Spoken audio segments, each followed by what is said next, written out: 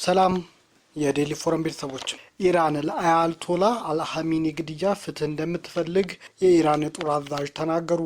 የኢራን ቀድሞ ጠቅላይ መሪ የሆኑት አያቶላ አልኻሜኒ የስንብት ስነ ስርዓት ላይ የተካሄደ ባለበት በዚህ ሰዓት አገሪቱ ለግድያው ፍትህና ተጠያቂነት ለማግኘት ጥረቷን እንደምትቀጥል የኢራን ሰራዊት አዛዥ ሜጀር ጀነራል አሚር ሀታሚ ተናግረዋል። ወንጀሉ የፈጸሙ ወገኖች የኢራን ህዝብ እንባ ሁላችንም ፍትህ መጠየቃችን ፈጽሞ እንደማያቋርጥ ሊያውቁ ይገባል በማለት የጦር አዛዡ መናገራቸውን የኢራን ዜና ወኪል ኢርና ዘግቧል። ጨምረውም ውጤት እስክናገኝ ድረስ አስፈላጊው ነገር ሁሉ ለማድረግ ውሳኔያችን ግልጽ ነው፣ ጥቃት ፈጻሚዎች እንዲሁም አንተዋቸውም በማለት በአሜሪካና በእስራኤል ጥቃት የተገደሉ የጠቅላይ መሪው ደም በከንቱ ፈሶ እንደማይቀር ነው የኢራን ጦር ጠቅላይ መሪ አስታወቁት። ሟቹ አያቶላ አልኻሜኒ ለክብር ለነጻነትና ለብሔራዊ ኩራት ፈር ቀዳጅ መሆናቸውን የጠቀሱት ጀነራሉ የሀገሪቱ ጦር ኃይሎች ያለምንም ማወላወል በቆራጥነት በጀግንነት የአዲሱን እስላማዊ አብዮታዊ ጠቅላይ መሪና የጦር ኃይሎች ጠቅላይ አዛዥ ሞጅተባ ኻሜኒ አመራር እንደሚከተልም ገልጸዋል። ጀነራሉ አዲሱ መሪም ባገኘው ጊዜ የኢራን ህዝብና መንግስት ወንጀሉን የፈጸሙት እንዲሁ እንደማይተዋቸው ነግሬያቸዋለሁ በማለት ስለ ሞጅተባ ኻሜኒ የገቡትን ቃል አስታውሰዋል። ታዲያ በመቶ ሺዎች የሚቆጠሩት እየታደሙ ያለው የአያቶላ አልኻሜኒ ሽኝት እያነጋገረም ነው።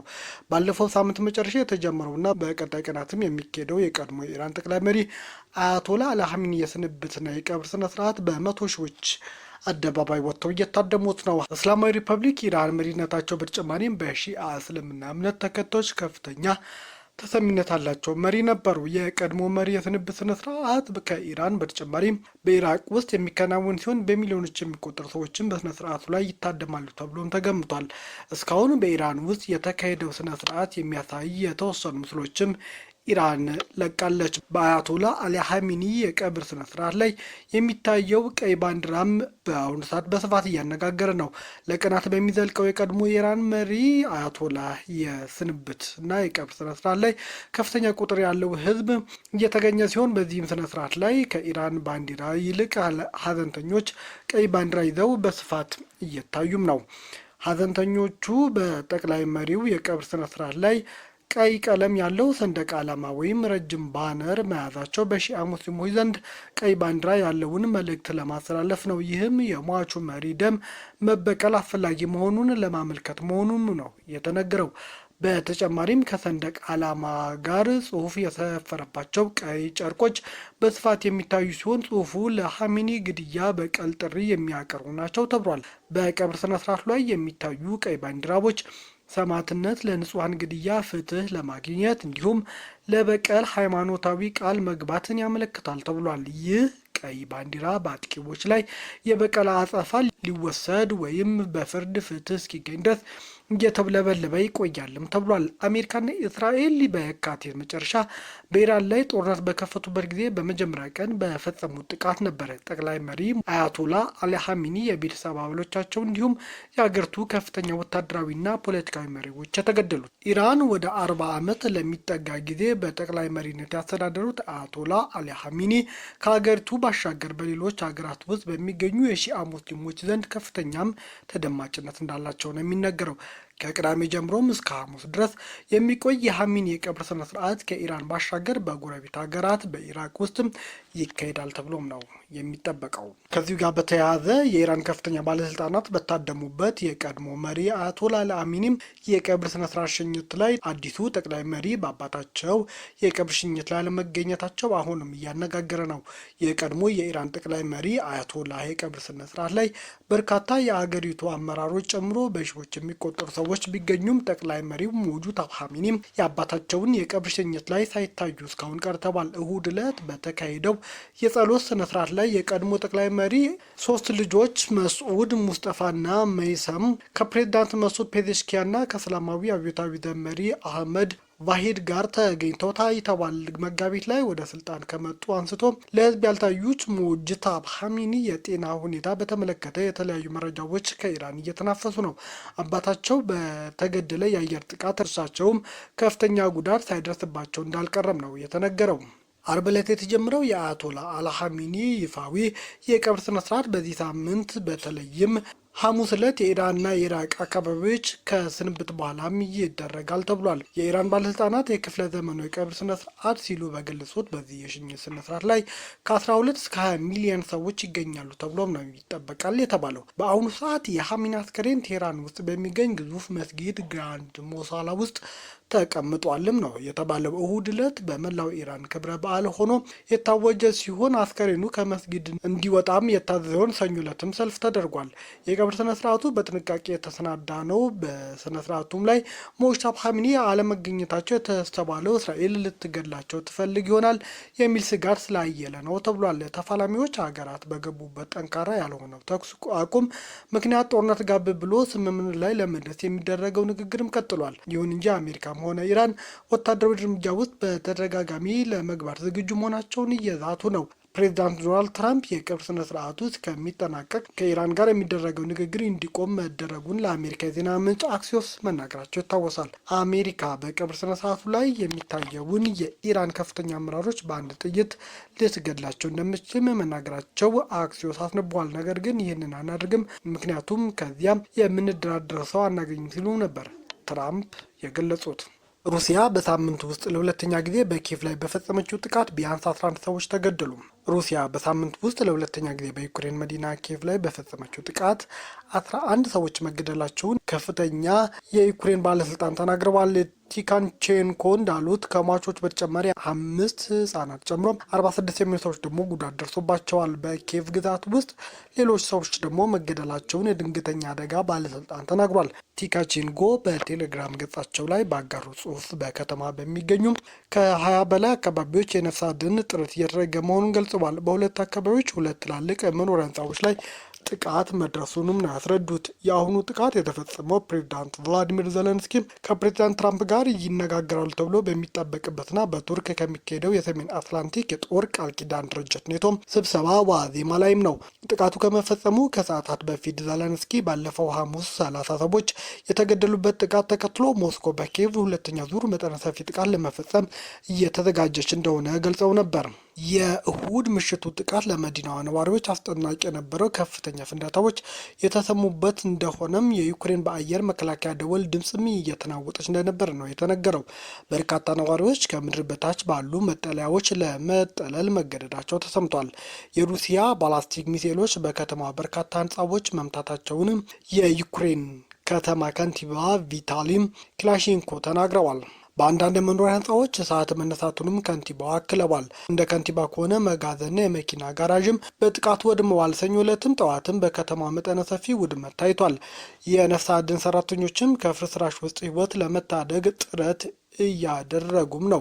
ሄሊኮፕተሮች እሳት ለማጥፋት ውሃ ይዘው በኪየቭ ሰማይ ላይ ሲመላለሱም ታይቷል ነው የተባለው። ሩሲያ ባለፈው ሐሙስ በርካታ የድሮንና የሚሳኤል ጥቃቶች የፈጸሙ ሲሆን አርብ ዕለትም የማስጠንቀቂያ ድምፅ ከተሰማ በኋላ በ10 ሺዎች የሚቆጠሩ ነዋሪዎች ከአካባቢው እንዲወጡም ተደርጓል። ዩክሬን ቢያንስ 30 ሰዎች በተገደሉበት የሐሙስ ጥቃት የሰላማዊ ሰዎች መኖሪያም ሆን ብላ ኢላማ በማድረግ ሞስኮን ከሳለች። ዩክሬን የሩሲያ ግዙፍ የነዳጅ መስመር መደብደቧም ተነግሯል።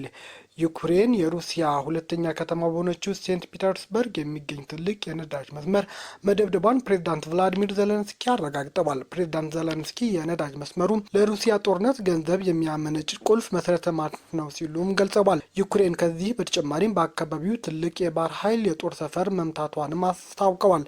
የሴንት ፒተርስበርግ ገዢ አሌክሳንደር ቤግሎቭ ከተማው በከፍተኛ የድሮን ጥቃት ስር እንደሆነች የተናገሩ ሲሆን የነዳጅ መስመር መምታቱንም ተናግረዋል። ይሁን እንጂ በሰው ላይ የደረሰ ጉዳት አለመኖሩም ነው ያስረዱት። ዩክሬን በሩሲያ የኃይል መሰረተ ልማቶች ላይ የምትፈጽመው ረጅም ርቀት ተጓዥ የድሮን ጥቃት ከቅርብ ጊዜ ወዲህ የተባባሰ ሲሆን ኪየቭ በጥቃቱ ሰፊ የነዳጅ እጥረት እንዲከሰትም አድርጋለች። ኪየቭ በጥቃቱ 43 በመቶ የሩሲያ ነዳጅ ማቀነባበሪያ አቅም ቀንሷልም ብላለች። ደርሷልም የተባሉ የውድመት በገለልተኛ አካል ግን እስካሁን አልተረጋገጠም።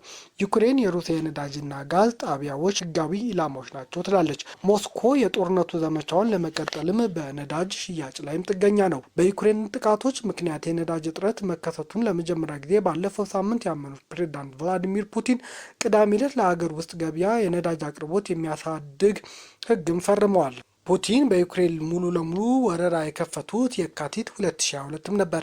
ዘለንስኪ ቅዳሜ ዕለት ጥቃት የተፈጸመበት ሴንት ፒተርስበርግና በዙሪያው ያሉ አካባቢው ከዩክሬን ድንበር 850 ኪሎ ሜትር እንደሚርቅም ተናግረዋል። የጥቃቱ ውድመት መጠን ወዲያው ግልጽ ባይሆንም በዩክሬን ፕሬዝዳንት የተለጠፉ ተንቀሳቃሽ ምስሎች በኢላማው አካባቢ ድሮን ሲበርና ከጥቃት በኋላም ግዙፍ እሳት ሲነሳም ታይቷል። የዩክሬን ጦርነት የነዳጅ መስመሩ በሩሲያ ከትላልቆቹ አንዱ ሲሆን በዓመት 12.5 ሚሊዮን ቶን ፔትሮሊየም የማምረት አቅም አለው ተብሏል። ጦሩ በክሮነስዳት ቁልፍ የባህር ኃይል ጣቢያ መምታቱንም አስታውቋል። ሩሲያ እስካሁን ዩክሬን የፈጸምኩት ላለችው ጥቃት ዙሪያ በይፋ የሰጠችው መግለጫ የለም። የሴንት ፒተርስበርግ ገዢ ቤግሎቭ በከተማዋና በቤሌንግራንድ ግዛት አካባቢ 72 የዩክሬን ድሮኖች ተመተው መውደቃቸው ተናግረዋል። የከተማ ነዋሪዎች የድሮን ስጋቱ እስኪያበቃ ድረስ ቤት ውስጥ እንዲቆዩም ጠይቀዋል። ከ5 ሚሊዮን በላይ የሚሆኑ ሰዎችም በሴንት ፒተርስበርግ ይኖራሉ። በሌላ ዜና ዩክሬን ጦር ቁልፍ የዩክሬን ምስራቅ ከተማ የሆነችውን ኮንስታንቲቫ በሩሲያ ቁጥጥር ስር መውደቁን አስተባብሏል።